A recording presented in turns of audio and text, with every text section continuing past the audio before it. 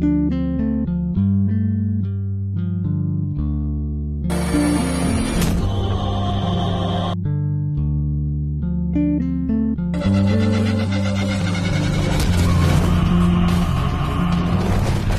lagi bareng gue Rizal. Kali ini cerita film akan menceritakan alur film berjudul Vera Mevagi Sodom. Porus yang ingin mendaftarkan dirinya menjadi polisi malah mendengar berita bahwa adiknya yang bernama Dwaraka meninggal secara tidak wajar. Dan kini Porus sebelum menjadi polisi akan melakukan investigasi ala dirinya sendiri untuk menemukan siapa pelaku pembunuh adiknya itu. Dan cerita Porus pun dimulai.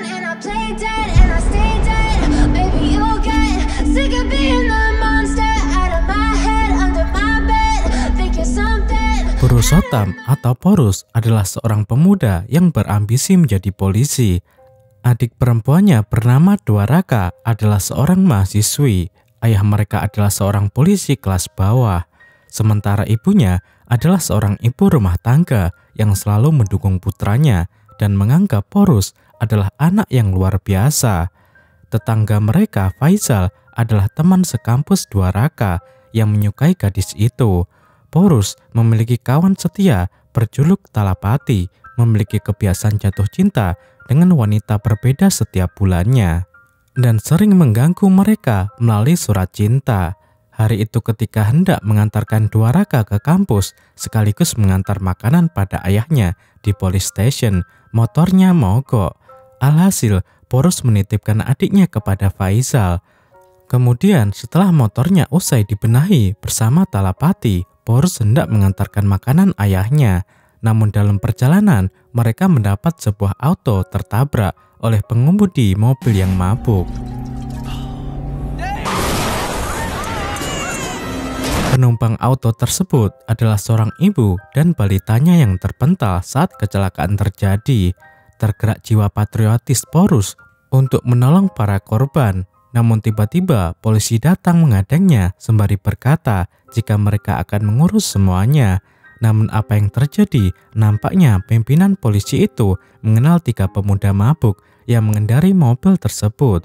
Alih-alih menangkap mereka, polisi justru membiarkan mereka pergi.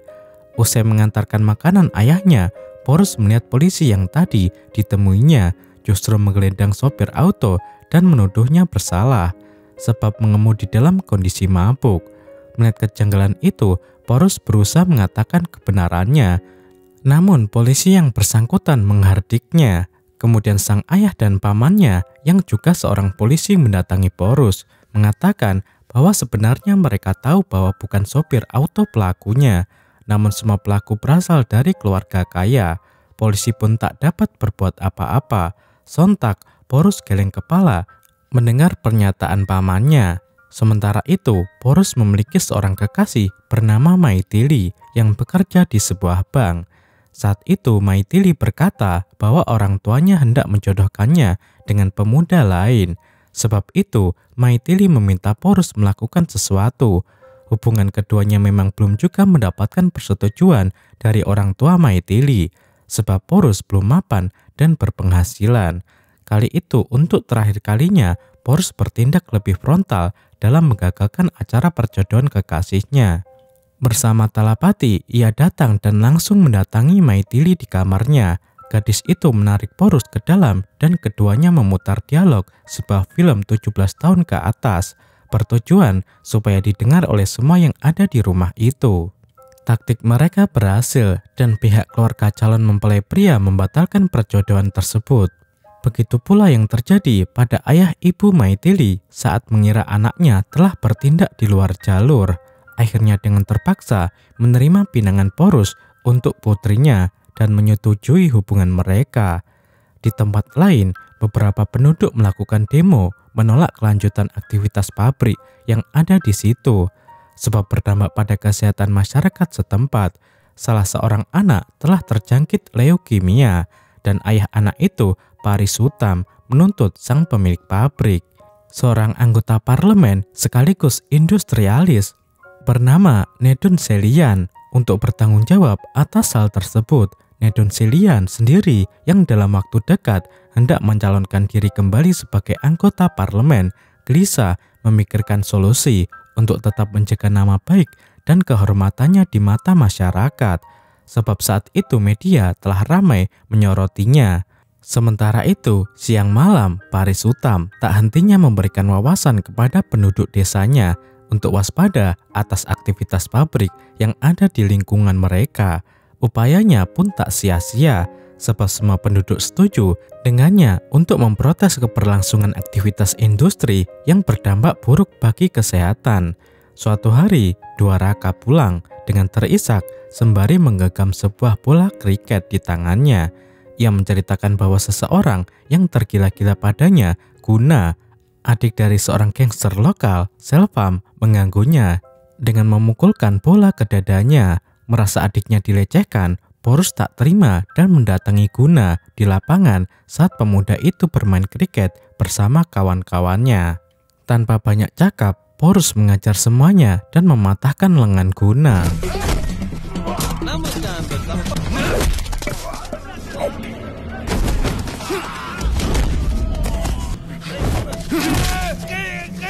Ayah Porus yang mengetahui tindakan kasar putranya menegur Porus ketika di rumah.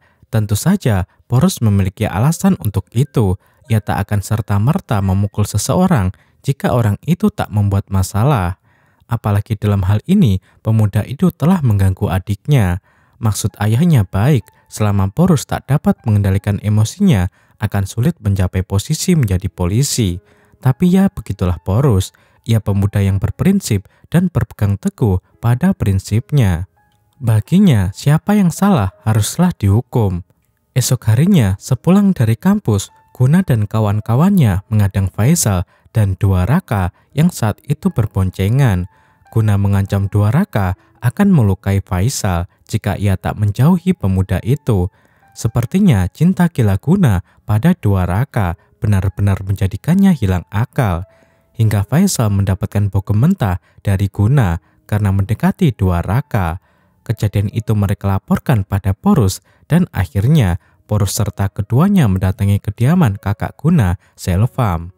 Kepada Selvam, Porus mengadukan tindakan Guna yang sudah tidak dapat ditoleransi lagi. Selvam yang bijak pun berkata bahwa ia sendiri yang akan menegur adiknya itu.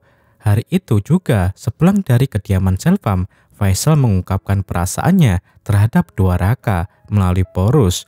Porus yang setuju meminta Faisal datang bersama ayah ibunya untuk membicarakan tentang kelanjutan hubungan dengan adiknya.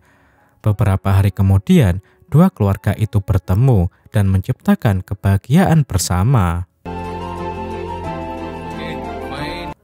Suatu hari di kampus, seorang gadis bernama Divya dijebak oleh kawan laki-lakinya dengan video vulgar mereka. Pemuda itu bernama Krishna, memiliki geng yang dipimpin oleh Ila. Mengetahui Divya dan Krishna memiliki video salto yang mereka lakukan di sebuah resort, mereka juga menginginkannya. Ila mengancam akan menyebarkan video tersebut jika Divya tak memenuhi keinginannya. Sepanjang perjalanan pulang, Divya terus memikirkan ancaman Ila. Kebetulan Divya dan Dwaraka mengendari angkutan umum yang sama dan turun di tempat yang sama. Namun saat mereka berjalan sendiri, tiba-tiba Guna menyiramkan minyak gas ke tubuh Dwaraka dan tubuhnya. Ia mengancam hendak membakar diri mereka, tak peduli harus hidup atau mati bersama, asal Dwaraka berkata cinta padanya. Dalam kondisi takut dan tertekan, Dwaraka pun terpaksa berkata bahwa ia mencintai Guna. Mendengar hal itu, Guna pun mengurungkan niatnya dan meninggalkan Dwaraka. Namun gadis itu terserang trauma mendalam akibat tekanan dan teror dari Guna. Merasa tak sanggup lagi menghadapi kenyataan, Dwaraka memutuskan untuk bundir dengan menggantungkan dirinya. Itu pula yang terjadi pada Divya yang juga merasa putus asa atas ancaman dan tekanan dari para pria biadab di kampusnya. Beruntung nyawa keduanya tertolong karena warga cepat bertindak menggagalkan aksi bundir mereka. Ayah keduanya tak terima dengan apa yang telah menimpa putrinya, melaporkan keluhan kepada pihak berwajib. Namun ternyata salah satu pemuda yang dilaporkan oleh ayah Divya adalah putra jajaran petinggi polisi. Untuk menghentikan aliran masalah hingga tak sampai ke awak media, maka mereka sepakat untuk menyelesaikan masalah secara kekeluargaan. Begitu pula dengan komplain yang diajukan oleh ayah Porus mengenai putrinya. Sang inspektor menyarankan Selvam supaya mengambil jalur damai dengan keluarga Porus daripada adiknya terproses secara hukum. Di tempat lain, di pabrik, penasehat hukum Nendu menyarankan Nendu untuk berbicara baik-baik kepada keluarga Paris Utam mengingat waktu pemilihan semakin dekat dan supaya reputasinya selamat. Akhirnya, di waktu yang sama ketika pihak terlapor mendatangi masing-masing keluarga pelapor, namun apa yang terjadi? Sambutan tak hangat masing-masing mereka dapat saat mencoba untuk berdamai.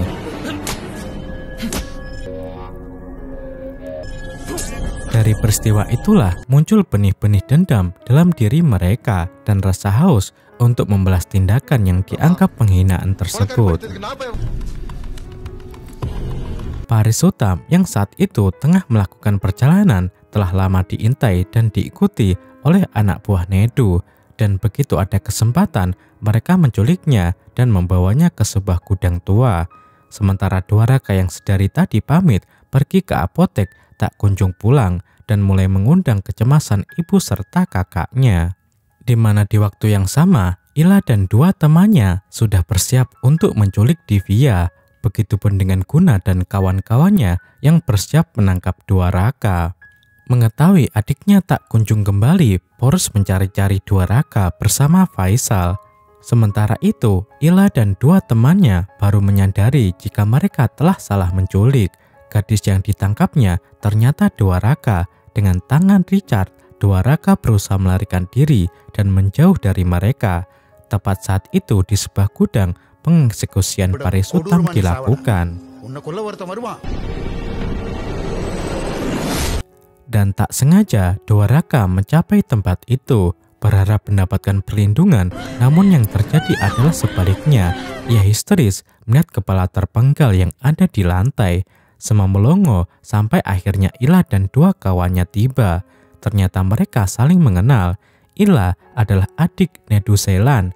Tanpa banyak kalkulasi dan tak ingin meninggalkan jejak, Nedu memerintahkan anak buahnya untuk membinasakan Dwaraka. Gadis itu kembali berusaha melarikan diri dan berjuang keluar dari lingkaran mautnya. Sembari berlari, ia menghubungi ayahnya, namun malang tak dapat ditolak. Sang ayah tertabrak kendaraan yang ada di hadapannya.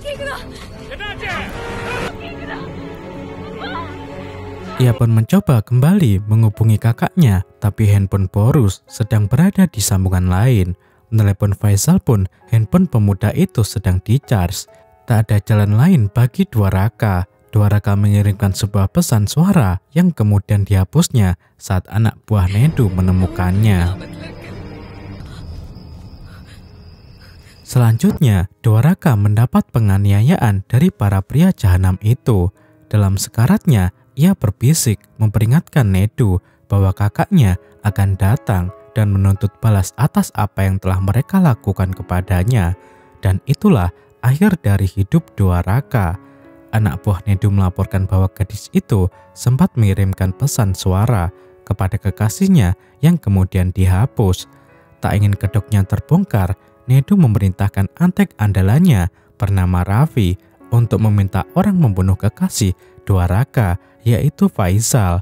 Sebelum handphone pemuda itu aktif, dalam masa penjagaan suaminya di rumah sakit, Ibu Porus makin cemas saat melihat putranya kembali tak bersama Dwaraka. Kemudian Faisal ingat bahwa handphonenya masih tertinggal dan berpamitan untuk mengambilnya sebentar, barangkali Dwaraka menghubunginya. Namun pemuda itu tak tahu jika di rumahnya maut telah menunggunya. Setiba di sana, usai mengaktifkan kembali handphonenya, Faisal memutar pesan suara dari Dwaraka. Dan tiba-tiba dua pemuda menyelinap masuk ke rumahnya, lalu entah apa yang terjadi di sana. Sementara itu, di rumah sakit, Paman Porus menyampaikan berita duka bahwa polisi telah menemukan jasad Dwaraka di sebuah hutan dalam kondisi mengenaskan. Situasi pun berubah menjadi histeris dan dramatis. Di rumah mereka telah banyak kerabat dan tetangga yang mengantar kepulangan jenazah Dwaraka. Tetapi usai mengebumikan Dwaraka, rumahnya masih saja ramai dan nampaknya ambulans yang baru keluar dari sana.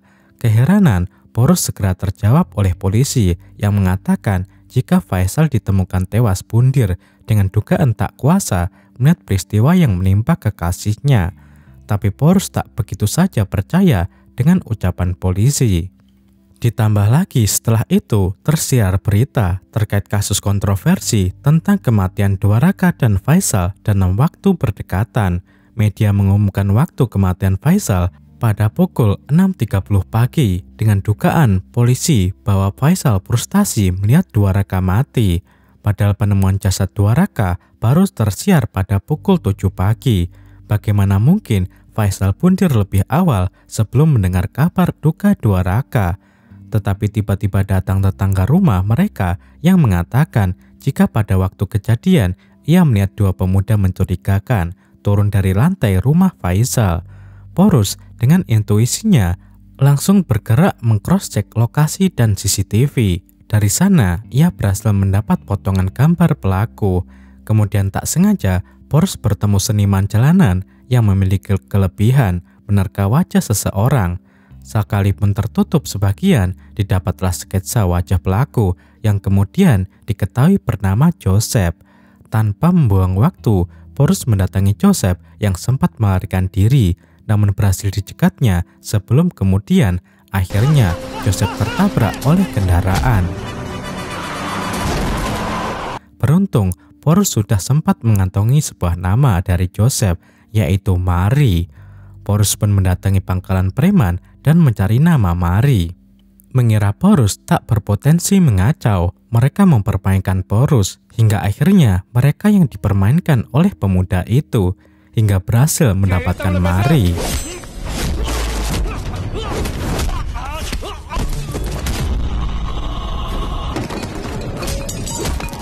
Porus menyekap Mari dan mengancam pria itu untuk mengatakan siapa yang menyuruhnya. Lalu sebuah nama meluncur dari mulutnya, yaitu Mohan.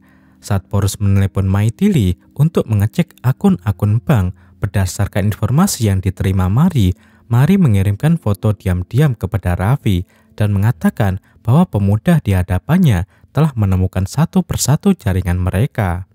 Porus berhasil mengurai satu persatu jaringan kejahatan mereka atas bantuan Maithili melalui pengecekan dari akun-akun bank yang terhubung dan semua berpusat pada Raffi. Raffi sendiri sudah melaporkan pergerakan Porus yang sedang menjelajah jaringan mereka kepada Nedu, namun Nedu yang licik membunuh Raffi sebelum Porus mencapainya. Merasa ada yang tak beres, Porus kembali mengingat apa yang telah ia lewatkan. Tiba-tiba ia teringat handphone Faisal yang saat dikonfirmasi polisi. Inspektur berkata tak mudah untuk mengambil barang bukti begitu saja. Ada banyak prosedur yang harus dilalui. Selanjutnya bersama telepati, Porus mendatangi seorang pengacara untuk membantunya mendapatkan handphone Faisal. Dan benar saja, pengacara itu berkata bahwa prosesnya akan sangat berbelit. Namun ia menyarankan Porus untuk mendatangi seorang hacker jika itu mendesak. Tapi apa yang didapat, semua server telah terlebih dahulu dihapus oleh peretas lain, hingga hacker satu ini tak dapat melacak pesan suara yang dibutuhkan. Porus masih belum menyerah, ia berusaha ingin mendapatkan petunjuk dari Guna yang saat itu telah dipenjara atas tuduhan kasusnya mengganggu Dwaraka. Tapi apa yang terjadi? Guna telah ditemukan bunder di dalam penjara. Sementara itu, di waktu yang sama, di tempat Nedu, sang inspektur dan atasannya juga ada di sana. Ternyata pentolan-pentolan polisi itu berkomplot dengan industrialis kaya tersebut dan berencana menghentikan aksi Porus. Tapi sebelum itu, sang inspektur Nedi Desan lebih dulu dibungkam untuk selamanya oleh Nedu, guna memutus rantai penyelidikan yang dilakukan Porus. Kematian sang inspektur membuat Porus hampir putus asa, tapi Maithili kembali memecut semangat pemuda itu. Porus kembali mengerahkan intuisinya dalam penyelidikan kasus pembunuhan sang adik. Ia kembali mendatangi apotek dan melihat CCTV pada waktu adiknya berkunjung. Guna menganalisa waktu kejadian berlangsung, didapatinya sosok Divya yang nampak gelisah masuk saat Dwaraka keluar.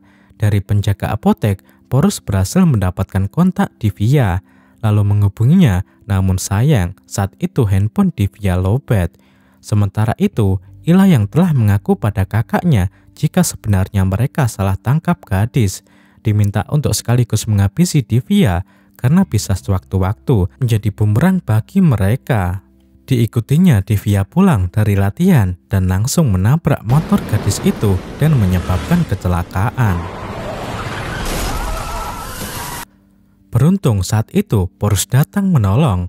Pertarungan pun pecah di sana.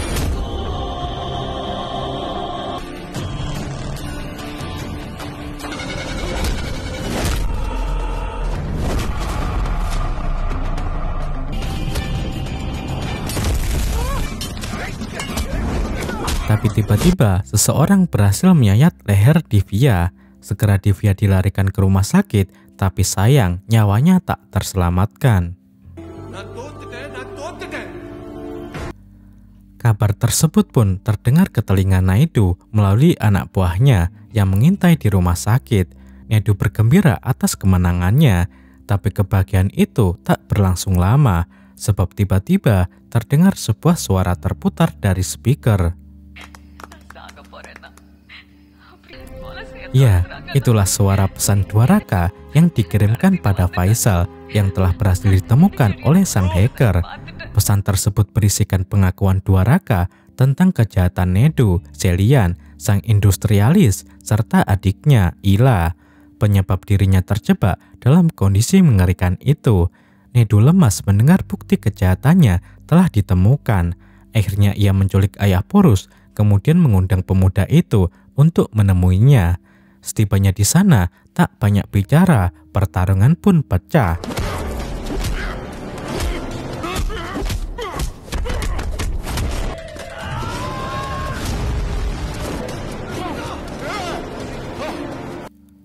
Porus menghabisi semua anak buah Nedu dan terakhir membunuh Ila dengan sadis.